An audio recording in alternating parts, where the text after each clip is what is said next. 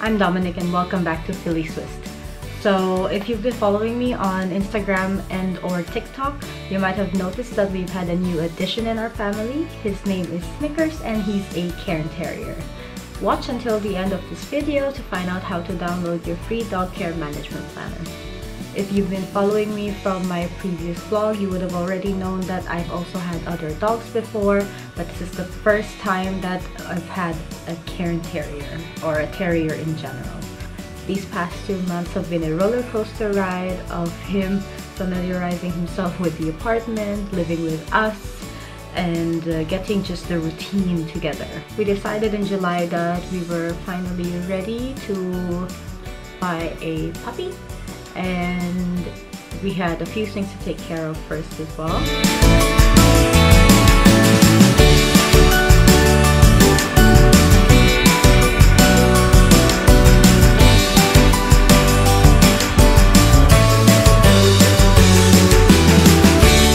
Here are a few quick tips on what we've done in order to prepare for Snickers' homecoming. Number 1, home situation. Are you living in a house? Are you living in an apartment? Are you living alone?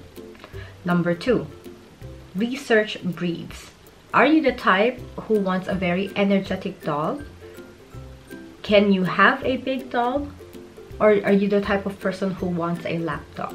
These are just some basic questions that you will need to ask yourself when you're looking into getting a dog, because a dog does need time invested on him or her, and it's something that allows you to bond with them more. Number 3, research breeders. Now, we knew from the beginning that we were going to get a puppy, and when we decided on the breed, we had to search for a breeder, and this was one of the registered breeders in Switzerland. So regardless of the distance, okay, maybe a bit about the distance as well, we chose a certain breeder, also understanding that we can meet the breeder herself, we can see the parents, and of course we get to meet the puppies.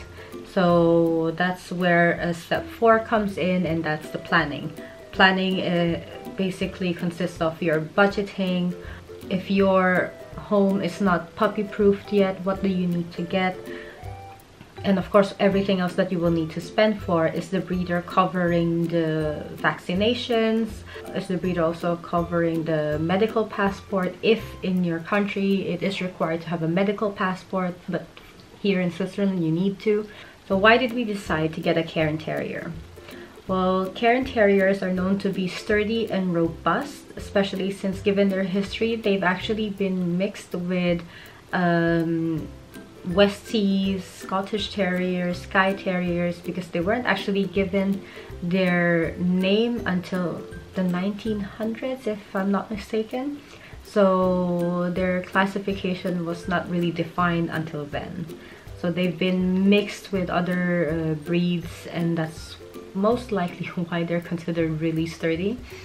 They have a double coat, which consists of a hard overcoat and a soft undercoat. Now, their coats are actually quite weather resistant, so it's really good for us when it comes to the winter and fall season.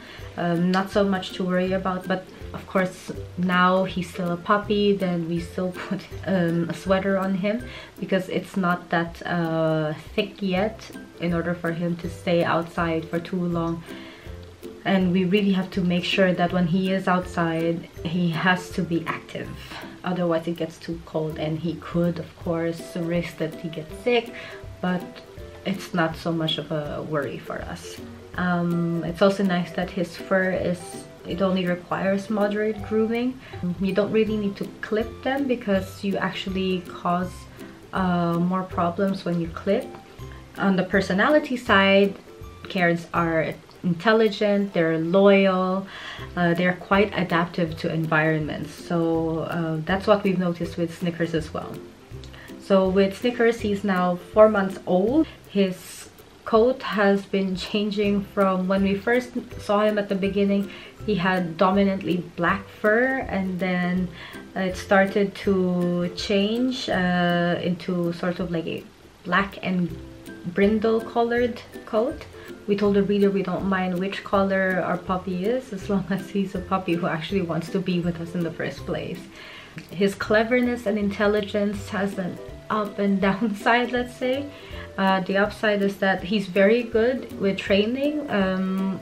Within a week he can really pick up new tricks, but his ability to try and trick us also works at times. But he's also very sociable. We've had him already, we've exposed him to different group occasions, and he wants to be where the action is. That's the type of dog he is, or the personality that he has. It was a 2-hour 40-minute journey from our home to the breeder, who lived just a bit further from Bern. We had to take a bus, 2 train rides, and by car to her home. Lucky enough, at Interdiscount they were selling the Tagesgea for 49 Swiss francs. A Tagesgea is basically a travel day card which you can take different modes of transport in Switzerland. And so we bought the tickets beforehand for the first 2 visits and bought the tickets for the 3rd visit via the SBB website.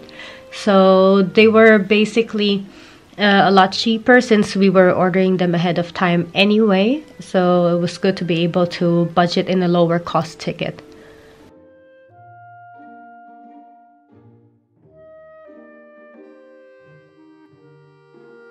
During the train ride, we could watch a movie on Netflix and snack on our little treats like some jerky, and of course not forgetting to hydrate.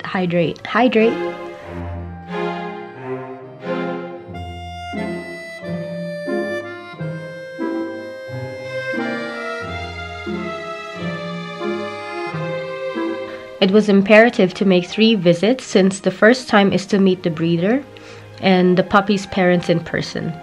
You can ask your burning questions and they can give you advice about the breed as well, if in case you don't know about the breed yet.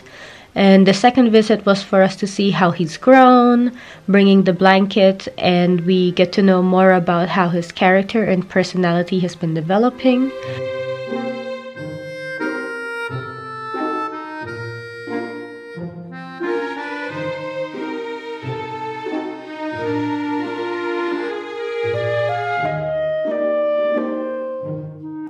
It was always sad to leave without him yet, but as the days dragged on, finally pickup day came. And in our 3rd and final visit, we brought the carrier with us because we would not need to buy a ticket, which the SBB explicitly states on their website. Small dogs travel free of charge. If your dog is under 30 centimeters in height up to their shoulder blades and is being carried in a transportation box, basket, or the other suitable container, your dog may travel free of charge as hand luggage. Otherwise, we would need to buy him a 1-day travel pass, which costs 35 Swiss francs.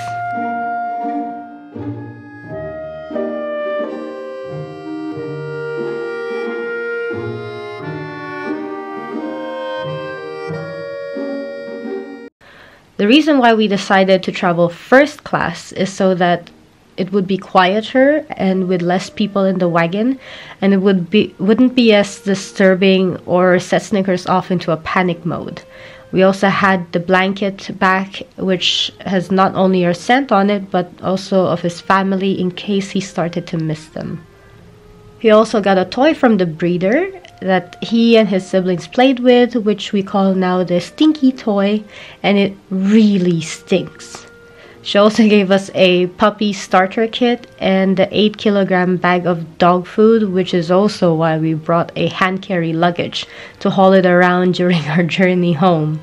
We made sure our journey started in the morning so that Snickers had the afternoon and evening to spend time with us and sniff around his new empire.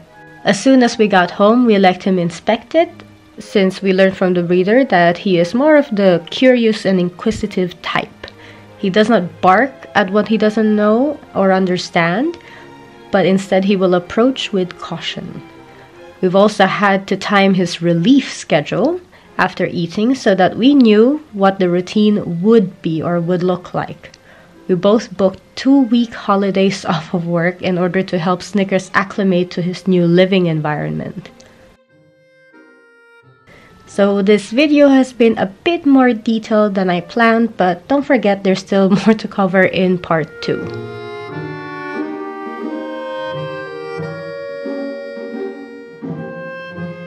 If you like this video, don't forget to hit the like button, and if you want to see more, you can hit the subscribe button and hit the notification bell to be notified for new videos. Till next time, ade!